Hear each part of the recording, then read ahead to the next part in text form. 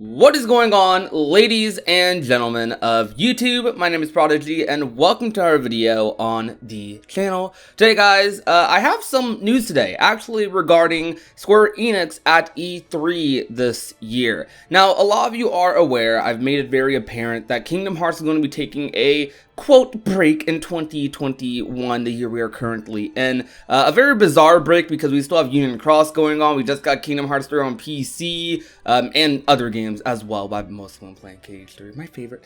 Anyways, but we've gotten a lot of stuff this year already, and it's only April. So if this is what a break is for Kingdom Hearts, then I'm all for it. However, Square Enix did say that they are going to be having a pretty big showcase at E3, announcing one game after another, and that we can expect some big announcements to come to the show. Now, this doesn't necessarily mean Kingdom Hearts, but I do have my thoughts to share on it, on if Kingdom Hearts will pop up, what other Square Enix games we can possibly expect, and I'm here also joined by a friend of mine named Avatar Yaya, so say hello. You guys have seen him on live streams and whatnot before. Hey, what's good, everybody? Back like I never left, literally. But yeah, I'm excited because I was just thinking about this, and the project is like, "Hey, yo, so you trying to do that video?" And I was like, "Yeah." Anyway, yeah, that's pretty much how like most of my collabs go. Like whenever I ask a friend, I'm just like asking a friend, like, "Yo, you trying to record a video?" And they're just like, yes, or maybe no, and that's just usually how it goes. not all my collabs are super pre-planned events. Sometimes they are, but still, we're just going to be talking today, chilling, having a nice discussion about what we can maybe expect from Square Enix at E3. So I'll let you go first. Alright, so Square Enix is in the best spot right now as a company. Like, to me, be honest with you, you know how a lot of people are like, Capcom has had this resurgence, like they've been on the ball recently. This is like the level breaking the wall for them again, you know. And Square has always been good, you know. Like last year, 2019 to 2020 has been good with like KH3 Remind, Final Fantasy VII Remake. You know, the only big flop that they've had was unfortunately Marvel's Avengers. But I think this E3 is gonna be probably one of the best E3s for a Square fan. There's going to be so many different things. And I remember even Square's own video presentation was really good because they had something for all generations and every fan. And that's what makes a good E3 to me, by the way, personally. If it has something for everybody. If I could watch a PlayStation conference or, you know, bringing back multiple fandoms, I'm with it. I'm all for it. Like I love stuff like that. Even though I may not care about some games, I know somebody out there 100% will be as excited as I am for something else. So number one, I'm gonna break down the Final Fantasy 16. I'm waiting on that game so hard. Like I'm already saying this. It might be my favorite Final Fantasy. Like right now, in terms of gameplay, 7 Remake's definitely like top 2, right? But I think 16, knowing who's behind it and me being big in love with Devil May Cry, Dragon's Dogma, I think I'm gonna love that game the most, just off of a gameplay perspective. So I think that game's gonna get shown off again, and then the next game is gonna be something that I'm trying to tell y'all, don't sleep on it. It's called Forspoken.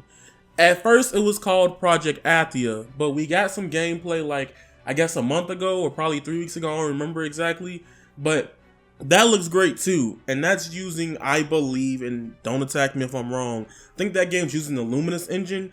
And I don't care if anybody says love or hate that engine, everything looked pretty there. So I really love just seeing that part of Square Enix work on games still with that engine, seeing if they perfected it from Final Fantasy 15.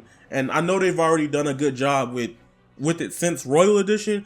I'm more excited to see what they could do with this generation. And then there's also a possibility of like, you know, Final Fantasy 14. Personally, I'm not into 14 yet. I'm trying not to go down that rabbit hole because I know I'm going to get lost. So there's that. 14 is probably going to get something. It's just coming to PS5. Why wouldn't it? Then you still got like Dragon Quest rumors of games. It's been 3 years since it started development. It started in 2019. We don't know when, but UG has said it started in 2019, so at this point, I feel like a teaser or something should happen. I don't know. And then there's the other Dragon Quest game they have that's based off the Adventures of Dai, Infinity Strash. That's the little symbol. You'll probably see it. But there's so much stuff Square has, and then there's the other stuff I don't really want to get into because I'm not gonna really like go crazy. There's so much we could talk about with it. And also there's Yoko. He even came out and said like a day or two ago that we have he's working on a download only game. So who knows? That's all I'm gonna say for that. Yeah, and we have a lot of other titles as well that are coming out before E3, which I feel like actually speaks to how big of a statement this kind of is, because a lot of big stuff is releasing before E3. I won't say a lot, but some decently heavy hitters are coming out before E3. 7 Remake Integrate, which I believe is releasing slightly before E3 on like June 10th, is coming out. They'll likely have like promotion for it at the event. And we also have Nier Replicant, which is coming out this month as well. So you have two things that are pretty heavy hitters, I'd say, coming out before E3. So it kind of leaves you to think, okay, well, we're getting 7 Remake content, we're getting Nier content before E3 even comes around. Then this means that there's even more of a chance for games like Final Fantasy 16 to pop up. There's even more of a chance for games like Forspoken to pop up. And I know what you guys want me to talk about. There's even more of a chance for Kingdom Hearts to potentially pop up at E3, which I'll get to right now. Regarding Kingdom Hearts, I don't fully know if I am confident if Kingdom Hearts will come to E3 or not, and it's mostly because Square Enix or Nomura has said in the past that they're going to be taking a break this year. And while this is a very bizarre break, we still have gotten a lot of content this year, it's very bizarre to say the least that Union Cross is specifically ending before this time period. So it makes me think like, okay, the next Kingdom Hearts game must be related to whatever Union Cross's ending, tells us. So perhaps like they are trying to, when they promote that game, they want to promote stuff that would be in the ending of Union Cross while also having people understand it. And that's the reason they're trying to wrap up the story sooner rather than later. But on top of that, Square, they have lied to us before regarding Kingdom Hearts news. I will never forget the time period back in the day when they told us we were receiving news in winter, and we just never did. We never got any news that winter. We ended up waiting for like way longer than we originally thought we were going to. No announcement, no updates, no nothing. They just moved on to the next event, which I think was D23 of like 2017 or something. But that was something for sure. That was definitely quite the event. Even though Kingdom Hearts probably not getting like a huge announcement, anytime soon, probably till like mid 2022 or early 2022, I could definitely see them giving us a PS5 upgrade at E3. I don't know. Like, I could see it randomly just happening. Oh yeah, that's something that's definitely needed for sure. Yeah, because like now with the PC ports, the Epic Games versions of Kingdom Hearts, like, I'm incredibly jealous. Like, I'm not gonna lie to you. Like it, they need to do something with this 3. Like, don't get me wrong, 3 still phenomenal, but I want that sauce. I need that sauce, that upgrade on the PS5. It needs to happen. I don't care what y'all call it. Y'all could call it like Kingdom Hearts 3 Redive or something. I don't know. They could just give us a regular PS5 upgrade, I'd imagine. But I feel like for sure that's something that could happen. That's something that needs to happen, because I've been talking to a lot of other KH creators lately and talking to a lot of friends who have the PC versions, and a lot of us are just in the same boat. We're just like, there's no reason to play these console versions anymore. Actually, when we went back to play some of these console versions of these games, specifically games like KH3 or 0.2, it's like, it's night and day. The difference is night and day. It's insane how much better this game runs on PC. And I know PCs are like super powerful and whatnot, but it's crazy how like even decent PCs can run Kingdom Hearts 3 at like, you know, a surprisingly smooth, a surprisingly like well frame rate that is usually even higher than what the PS4 Pro or even just the regular like port of the PS5 version, you know, has, the backwards compatible version has.